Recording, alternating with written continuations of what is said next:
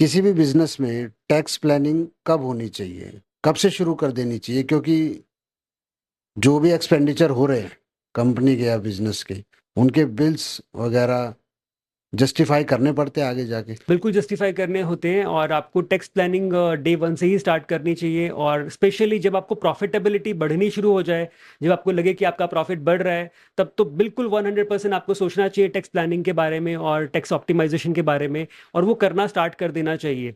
वही टाइम है जब आपको अपने सारे रिकॉर्ड्स को बहुत तरीके से रखना है, डिजिटल फॉर्म में या हार्ड कॉपी की फॉर्म में। जितने एक्सपेंडिचर है सबका ट्रैक होना चाहिए, एक प्रॉपर फाइल्स मेंटेन होनी चाहिए, हम्म। उसका एक अकाउंटिंग सॉफ्टवेयर में एंट्री होना चाहिए, ताकि कल को जब भी डिपार्टमेंट पूछे इन सवालों को कि आपके एक्सपेंडिचर को आप जस्टिफाई करें, तो आप उनको जस्टिफाई कर सके। बिकॉज अगर कोई एक्सपेंडिचर आपने करा है और आप जस्टिफाई नहीं कर सकते हो, तो that will not be counted as the expenditure.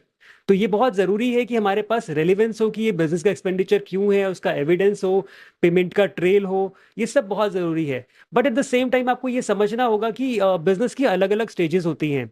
Stage one, stage two, stage three, stage five, इस तरीके से बहुत सारी स्टेजेस है। तो ये आपको कौन सी स्टेज पे कौन सी चीज को ध्यान रखना है, ये बहुत जरूरी है। ऐसा भी नहीं करना कि आप स्टेज वन पे स्टेज 10 का काम करने लग जाएं, तो वो आप फिर बिजनेस ही नहीं कर पाओगे। जी। तो इसलिए आपको ये देखना है कि आपके बिजनेस का जो अभी लेवल है वो किस लेवल पे है, क्या स्टेज है, कौन सी चीजें मेंटेन करना जरूरी है, कानून क्या कहता है उसके बारे में। ये सब चीजें पता करने के बाद हमें ये सब काम कर लेने चाहिए।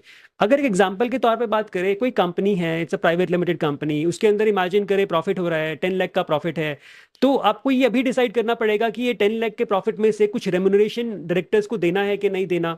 क्योंकि अगर आपने आज रेमुनरेशन डायरेक्टर्स को नहीं दिया और कंपनी ने आज 10 लाख में पूरा टैक्स भर दिया, तो जिस दिन वो पैसे डायरेक्टर को वापस दिए जाएंगे टैक्स पेमेंट के बाद एज ए डिविडेंड या किसी भी और फॉर्म में, तो उस पर दोबारा डायरेक्टर को टैक्स भरना पड़ जाएगा।